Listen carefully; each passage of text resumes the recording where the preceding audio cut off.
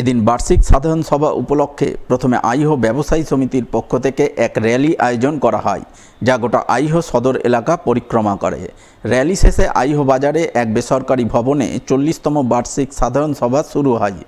সভায় উপস্থিত ছিলেন মালদা মার্চেন্টের সম্পাদক উত্তম বসাক, সহ সম্পাদক উজ্জ্বল সরকার সহ আইহো ব্যবসায়ী সমিতির কর্মকর্তা ও সদস্যরা। তারা সকলে মিলে সভায় প্রথমে বিগত 4 বছরের আয় ব্যয়ের হিসাব পেশ করেন। এরপর ব্যবসায়ীরা তাদের বিভিন্ন সমস্যা ও অভাব অভিযোগের কথা তুলে ধরেন।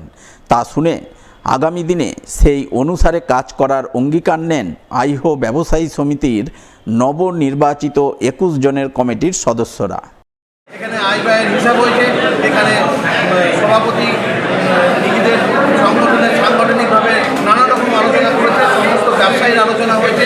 সমস্ত আলোচনার মধ্যে দিয়ে আজকে 40তম বার্ষিক সাধারণ সভা খুব ভালোভাবে হয়েছে এবং সবার যা অবজেকশন ছিল সেই অবজেকশন অনুযায়ী সবাইকে বোঝানো হয়েছে। আগামী দিনে এই সংগঠন 2 বছরের একটা কমিটি ফরমেশন করা হচ্ছে। 17 জনের একটা কমিটি হচ্ছে। সেই 17 জনের কমিটি 25, 26, 27 এই 2 বছর এরা নির্ধারিত করবে সমস্ত ব্যবসায়িক সুরক্ষার জন্য। আগামী দিন এরাই ব্যবসায়ীদের পরিচালনা করবে এবং ব্যবসায়ীদের পাশে থেকে এরা কাজ করবে।